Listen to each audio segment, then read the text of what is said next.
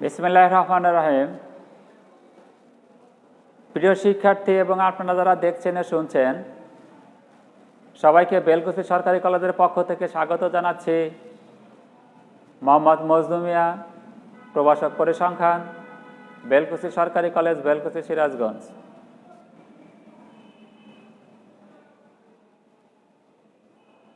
প্রিয় শিক্ষার্থী, আজ আমি দেখাবো দৈব চলকের ভেদাঙ্ক। দৈব চলকের ভেদাঙ্ক, variance of a random variable. নিশ্চয়ই তোমাদের মনে আছে দৈব চলক কি? দৈব চলক হলো যে চলকের মানগুলো কোনো একটা দৈব পরীক্ষার ফলাফলগুলির যে কোনো একটাকে পরিমাপ করে এবং প্রতিটি মান আসার যদি নির্দিষ্ট সম্ভাবনা দেওয়া থাকে, তখন ওই চলকটিকে বলা হবে দৈব চলক বা নির্বিচারী চলক। দৈব চলক বা নির্বিচারী চলক অর্থাৎ সম্ভাবনাযুক্ত মান, চলকের সম্ভাবনাযুক্ত মান যদি হয় তাকে আমরা বলবো দৈব চলক। আর দৈব চলকের ভেদাঙ্ক, দৈব চলকের ভেদাঙ্ক শিখতে হলে প্রত্যাশিত মান অথবা দৈব চলকের গাণিতিক প্রত্যাশা, দৈব চলকের গাণিতিক প্রত্যাশা জানতে হবে। হ্যাঁ শিক্ষার্থীরা, আমরা দৈব চলকের গাণিতিক প্রত্যাশা জানি। কি সেটা? সেটা হলো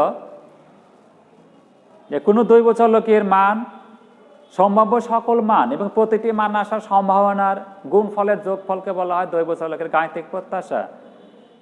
অর্থাৎ এক্স যদি একটি দৈব চলক হয়,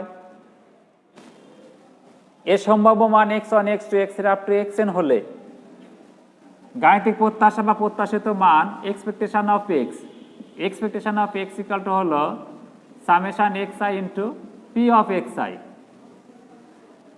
ঠিক আছে শিক্ষার্থীরা, তাহলে দেখা এখানে প্রত্যাশিত মান হলো expectation of x। Car? x চলকের। x দৈব চলকের প্রত্যাশিত মান হলো এক্সপেকটেশন অফ x। এখন দেখো, আমি দেখাবো variance of x। Random variable x এর হলো ভেদাঙ্ক ভেরিয়েন্স। দৈব চলক x এর ভেদাঙ্কটা কি? কোন একটি চলকের সম্ভাব্য মান থেকে, অথবা আমি বলতে পারি কোন একটা চলকের মান থেকে প্রত্যাশিত মান বাদ দিয়ে ওই বিয়োগ ফলের প্রত্যাশিত মান কি বলা হবে? কোন একটা চলকের প্রতিটা মান থেকে প্রত্যাশিত মান বাদ দেব, বাদ দিয়ে স্কোয়ার করব, স্কোয়ার করে ওই বর্গের প্রত্যাশিত মানকে বলা হবে ওই চলকের ভেদাঙ্ক। অর্থাৎ দেখো, দৈব চলক x, প্রত্যাশিত মান হলো এক্সপেকটেশন অফ x। দৈব চলকের মান থেকে প্রত্যাশিত মান বাদ দেব, বাদ দিয়ে কি করবো? এটাকে স্কোয়ার করব, স্কোয়ার করে এটাকে প্রত্যাশিত মান নেব আবার, তাকে বলবো নাকি দৈব চলকের ভেদাঙ্ক অর্থাৎ ভেরিয়েন্স অফ x। এটাকে প্রকাশ করে আমরা ভি অফ x দ্বারা ভেরিয়েন্স অফ x। তাহলে দেখো variance of x equal to কত হবে? Variance of x equal to হবে expectation of x minus expectation of x whole square. অর্থাৎ কোন একটা দৈব চলকের প্রতিটা মান থেকে আমরা প্রত্যাশিত মান বাদ দেব, বাদ দিয়ে ওই ব্যবধানে বর্গ করব, বর্গ করে বর্গের প্রত্যাশিত মান নিলে যে মানটা হবে তাকে বলা হবে কি? দৈব চলকের ভেদাঙ্ক। আর দৈব চলকের ভেদাঙ্ক variance of x equal to তাহলে কত হবে? দেখো, variance of x equal to expectation of x minus expectation of x whole square. এখন দেখো, x দৈব চলকের মান আর expectation of x equal to এটা কি?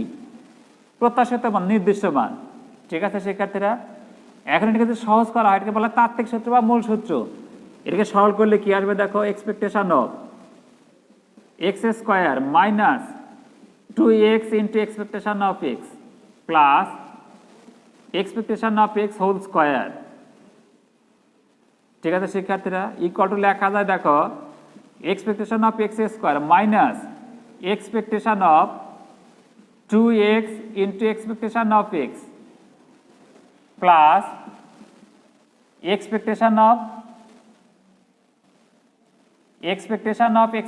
Of x whole square.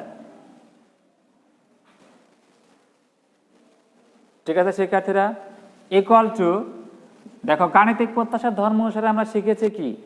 যে কোনো নির্দিষ্ট মানের প্রত্যাশিত মান ওই মানটাই থাকে, যে কোনো নির্দিষ্ট মানের প্রত্যাশিত মান ওই মানটাই থাকে।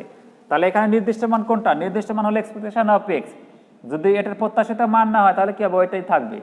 আর টু নির্দিষ্ট মান, তাহলে এই দুইটা মান কি হবে? সামনে চলে আসবে। তাহলে কি আসবে দেখো এখানে, expectation of x square minus two expectation of x into expectation of x plus, দেখো নির্দিষ্ট মানের বর্গ কি হবে?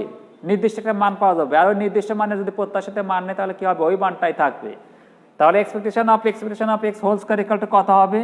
এটা ইকুয়াল টু থাকবে expectation of x whole square.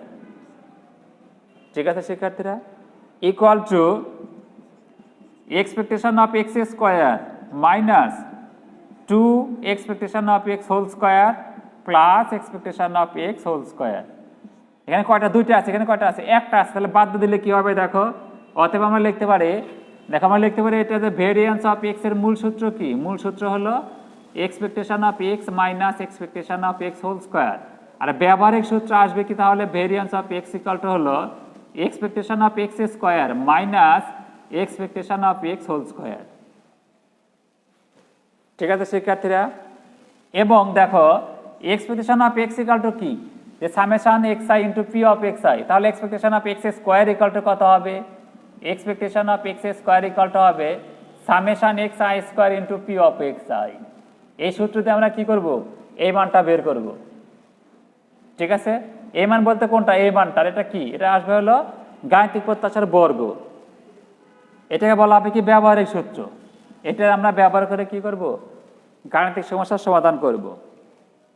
তাহলে প্রিয় শিক্ষার্থী একটু খেয়াল করো, এখানে দৈব চলকের বেদাঙ্কটা কি? বেদাঙ্ক হলো যে কোনো একটা দৈব চলকের প্রতিটা মান থেকে প্রত্যাশিত মান বাদ দেব, বাদ দিয়ে তার বর্গ করব। বর্গের প্রত্যাশিত মান নিলে যে মানটা পাওয়া যাবে তাকে বলা হবে ওই চলকের ভেদাঙ্ক। আর ভেদাঙ্ককে ভেরিয়েন্স অফ এক্স দ্বারা প্রকাশ করা হয়। তাহলে variance of x equal to কত? যে variance of x equal to expectation of x minus expectation of x whole square. এখন এখানে যদি বর্গের সূত্রে ভাঙা হয় বা এটাকে সরল করা হয় তাহলে কি আসলে এখানে সরল করে পেয়েছি আমি, দেখো যে variance of x equal to expectation of x square minus expectation of x whole square. অর্থাৎ বেদাঙ্কের তাত্ত্বিক সূত্র বা মূল সূত্র variance of x equal to expectation of x minus expectation of whole square, এবং এর ব্যবহারিক সূত্র হলো variance of x equal to expectation of x square minus expectation of x whole square.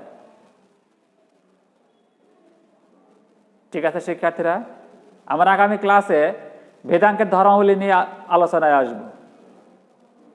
আগামী ক্লাসে বেদাঙ্কের ধর্মাবলী নিয়ে আলোচনায় আসব। আমার আগামী ক্লাস দেখার আমন্ত্রণ জানিয়ে আজকের ক্লাস আমি এখানে শেষ করছি। ধন্যবাদ সবাইকে।